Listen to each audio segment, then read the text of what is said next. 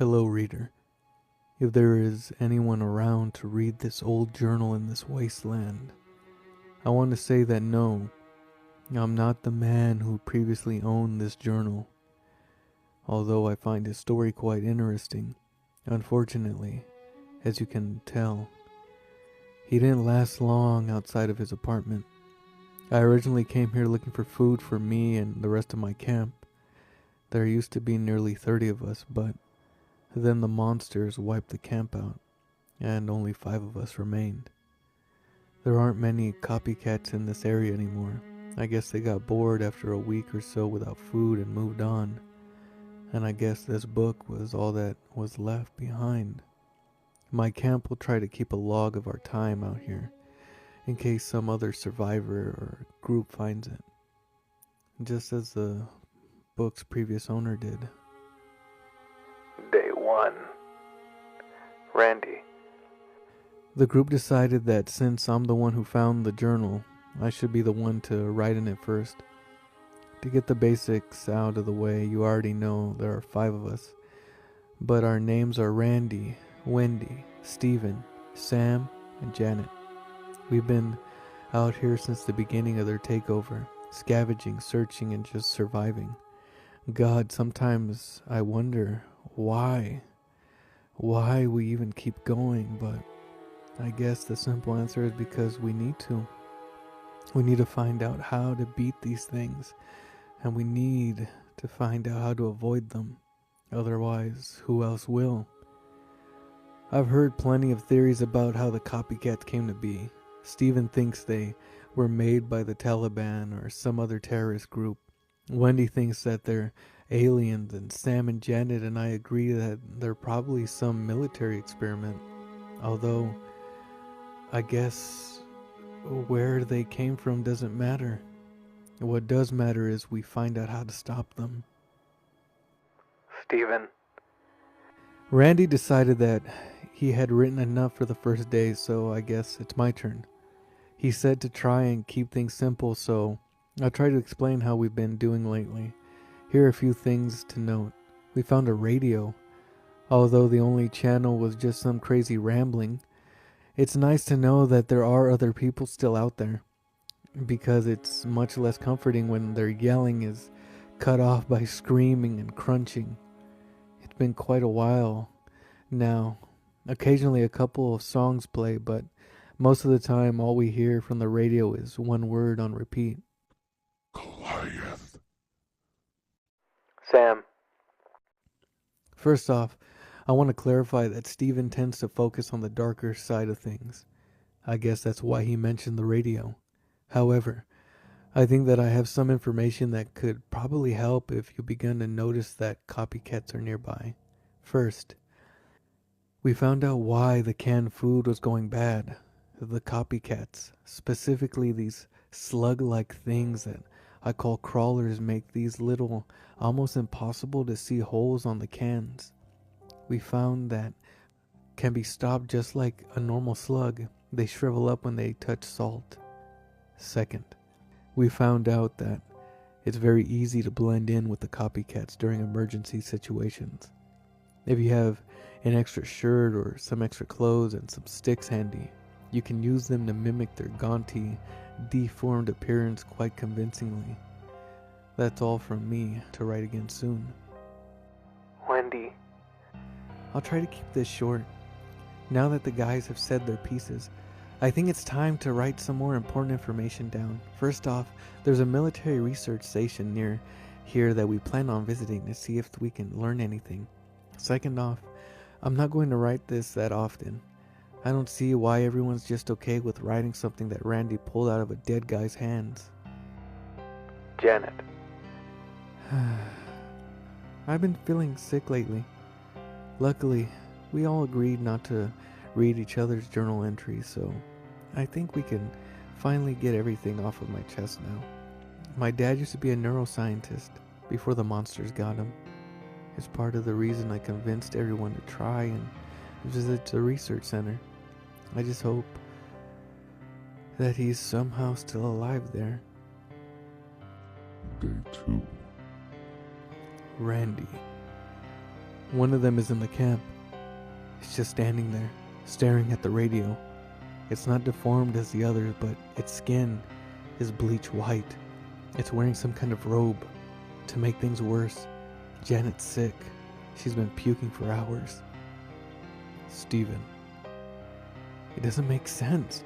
It's standing there, turning the knobs on the radio as if it's trying to find something. I tried to sneak up on it to take it out, but it just stared at me with those wide black eyes.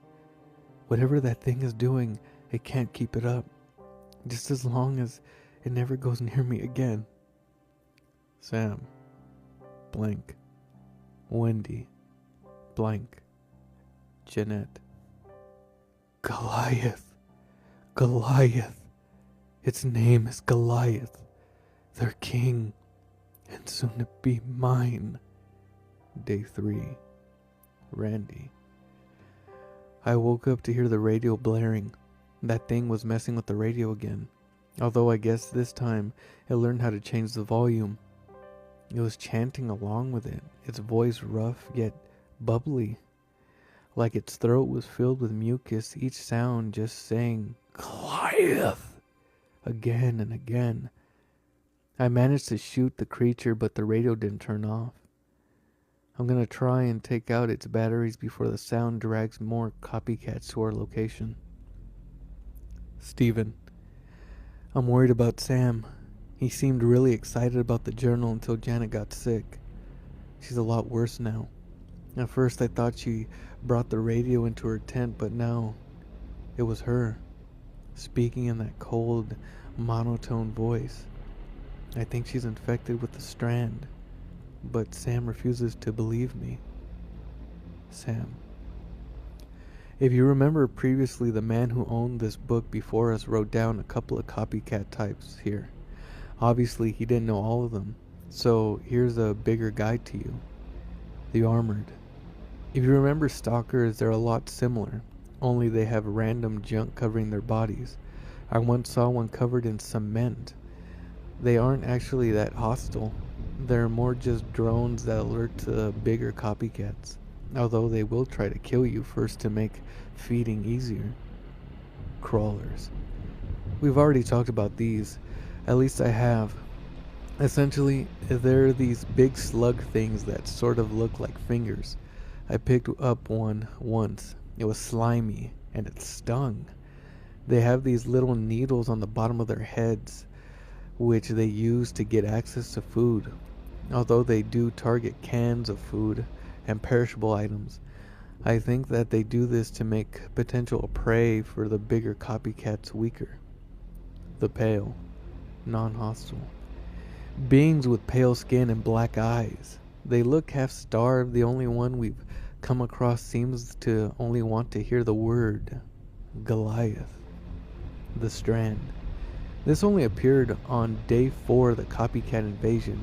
Essentially, there are 2 types of copycats, mimics and false copycats. False copycats used to be humans before the strand affected them, changing them into barely humanoid monsters. Mimics, on the other hand, start off without skin on their dark red frames. They are much bigger than the false copycats, and when they catch a victim, they bite into them like a spider, injecting the victim with fluids that dissolve the victim's insides, allowing it to wear the victim's skin. Wendy. I know I wasn't supposed to read everyone else's entries, but I couldn't help it. I had to find some way to help Janet. I know why she's really wanted to go to the research facility, and I know that something is wrong with her. Her writing is almost completely illegible. I think she's going to change soon.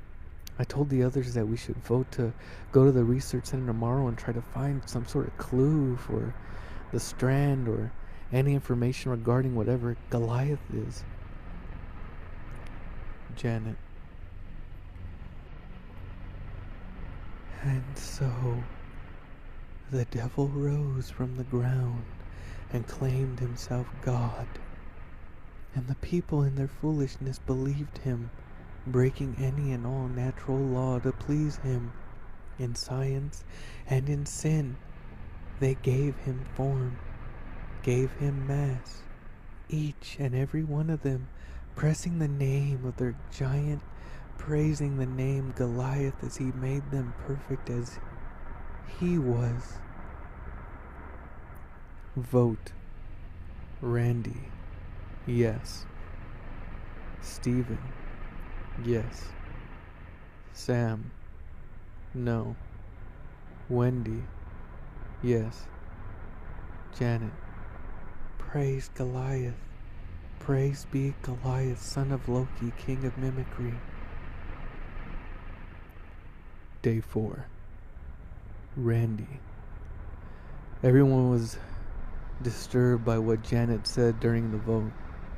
We don't have much time before she turns. We're about to head to the lab. The trip should take 1 to 2 days. I told Sam to stay with Janet and make sure that she doesn't get worse. To be honest, I don't think he'd even be able to go with us. He's always been a bit of a scaredy cat. I just hope he doesn't get himself killed while we're out. I think this will be the only entry in the journal today. Most of the others are focused on packing. I'm going to go join them. We'll write our findings down soon. Lab. Exploration Day 1. Randy. We made it to the research facility after about 2 days. There were so many close calls that I almost lost count. There were the obvious threats, the false copycats and the mimickers were at almost every damn turn we made. But we made it. I remember all the local conspiracy theories surrounding this place, from before this whole monstrosity happened. Originally, the research center was just a small hospital situated in the middle of town, until the military suddenly seized it and made it their own building. Nobody really knew why, but almost everyone thought it had to do with the copycats. Sam stayed behind with Janet, saying he wanted to keep them safe. So I gave him a few pages from the journal, enough for about a week, and collected enough food and water for the two of them, as well as salt. I got it though. I kind of regret not staying with Sam and Janet myself, but if there's any chance of someone able to help us here, then it's a sacrifice I'm willing to make. And hey, at least I still have Steven and Wendy with me. We'll try to find a way in tomorrow. The doors are locked, but for now, we're going to try to find shelter. Wendy. We managed to make a little shack out of cardboard and the chain link fence around the research center. It's not the most stable thing, but it's better than sleeping in the street, sleeping where the monsters can get us. Steven. I still don't know why I signed up for this suicide mission, especially with these two idiots. Randy keeps saying we'll be fine if we just watch each other's backs and protect each other. Yeah, right. I'm only still here because I'm the one who's running from those things instead of standing my ground whenever one comes near us. The way I see it, the only way they can help me is if they're slower than me when I start running away. I'm not a monster, believe me. I'm just saying how to survive in this world. If you're worried about them, don't worry. I helped them out with their train wreck of a shelter. I wrapped some of the anti-bird spikes from the top of the fence onto the walls. Although I doubt that'll do anything if one of those big ones comes charging through the damn thing. Day 2. Steven. One of those freaky white things got in. It's beckoning me, twitching its finger and staring at me with those beady black eyes. I don't know if I should wake up the others or just try and hit it with the crowbar in my bag. Randy. It's been hours now, and that thing is still there. I asked Steven about it, and he just said it's been there since he woke up. Whatever it is, it's beckoning me. Its pale, bony finger guiding me. Steven says that it's just been sitting there doing nothing but gesturing towards us since he saw it. I'm not going near that thing though, especially with how it's looking at us, almost glaring. Wendy. We took a vote and I lost. So I gotta go see what the hell that thing wanted. It just sat there as I walked closer, raising its other hand out towards me. I tried to look back at the guys, but they just stared with wide eyes. Steven had a crowbar like that coward was going to use it. He was probably just going to drop in and run like a chicken the moment that thing tried anything. I hesitated, reaching out towards that thing's hand. I even flinched a little when its hand snapped open like a rat trap. It had a key in its hand, reaching it towards me. I stopped. Was it a trap? Was it going to kill me the second I reached for that key? My thoughts were interrupted by a voice. The creature's voice. Gravelly and high-pitched like a cartoon talking through a loudspeaker. He wants to see you. I don't know why that calmed me down. It probably made the thing seem more humane, if that were even possible. I grabbed the key and the thing pointed toward the laboratory before sprinting away. I don't know what's happening, but I'm starting to think we aren't the ones in control of this mission anymore. Steven. He gave us a key. Not just any key, though. After a little bit of exploring and trying to pry one of the windows open, we figured out it was a key to the research center. I don't know who wants to see us. I don't want to know, but we've already come this far. I can't back away now. I convinced Randy and Wayne to wait another day before we go inside, but I can't put this off forever. I just hope I don't get killed in there. Day 3. Randy. Today's the day we enter the research center, but I think I speak for everyone when I say that I don't really want to do this anymore. Who knows what horrors wait inside of that place, what creatures. At least we have some weapons, but if we run into one of the flawed, it's all over. Don't get me wrong, I'm not trying to say we should go back. I'm all for exploring this place. I'm just worried that we won't find anything, or even worse, we find something worse than anything else in there. We have a couple of flashlights, enough food for a few days, but in terms of actual defense, we just have a couple of crowbars and a pistol. I'm going to talk with the others and see if we come up with a plan. Wendy. We decided that we should spend the rest of the day gathering more weapons and supplies. If we're lucky, we'll find a lighter or a blowtorch. Those are really useful against the copycats, especially with a bit of gasoline. We also figured that if we find any documents or notes in the research center, we'll put them into the journal. Steven. I'm surprised we were able to find anything during the early days. Almost all the stores were raided for food and supplies. I remember that one local grocery store went bankrupt because of it. It's hard to make money when your entire stock disappears every night.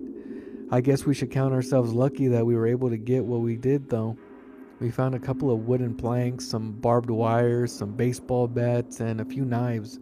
Randy called it a good haul, probably trying to keep our morale up, but I'm not really convinced that this is any better than what we started with. But I can agree that for now, we should all stick together just for a little bit. We're all able to make improvements to our shack too. We used a few of the planks to strengthen the walls. We managed to scrounge up a few rusty nails and big rock. I still don't know why we're still working on the old thing, but if it keeps us alive at night, I'm grateful for it. Day 4. Wendy. Randy was the first person to go into the research center. He said that he didn't want us to risk getting hurt, especially because of how we got the key. Just the thought of that thing makes my skin crawl. After he gave us the all clear, we went in. Of course, Steven suggested that I go in before him. The inside of the old building was strange. The entire entrance looked the exact same as it did back when it was still the clinic. And besides a couple of moldy spots, a layer of dust, it was mostly untouched. Randy managed to find a map over the reception desk, hidden away in a drawer. There was a bit of writing in the corner that said Floor 1 and a mark near the entrance. Randy. We found an old map of the clinic beside the fine layer of dust. The map seemed relatively untouched, so we took it with us. I was surprised at how unharmed this place is.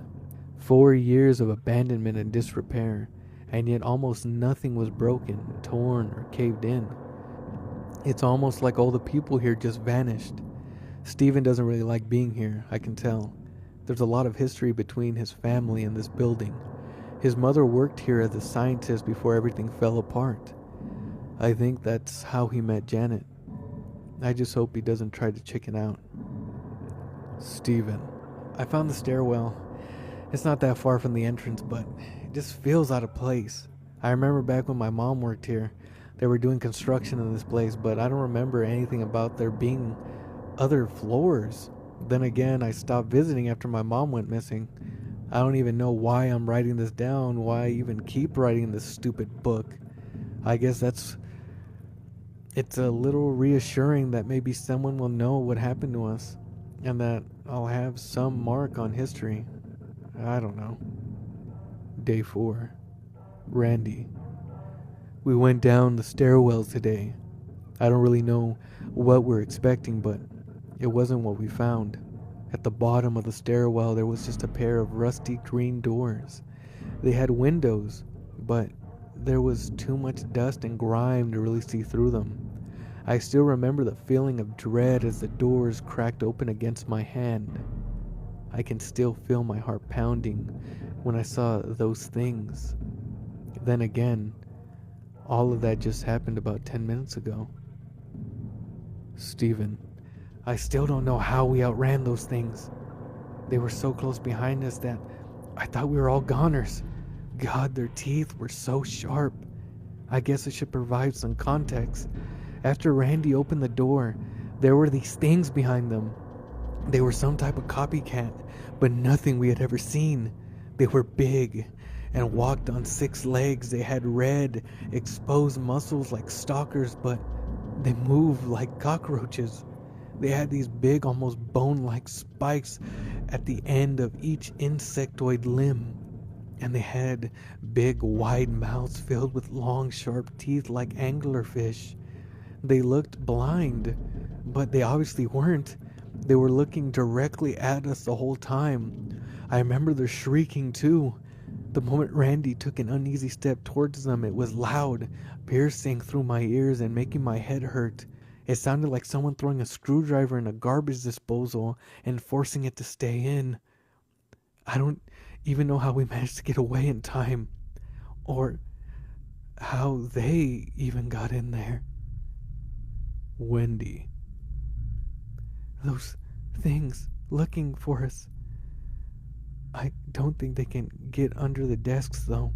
I shot one, and it seemed to be hurt, but I don't think it really hit anything vital. I don't know how long we're going to have to wait here, but we need to kill these things before they kill us. Day 5. Wendy. We're still cornered, but at least they can't reach us. Steven looks like he's about to wet his pants, and I guess I understand why.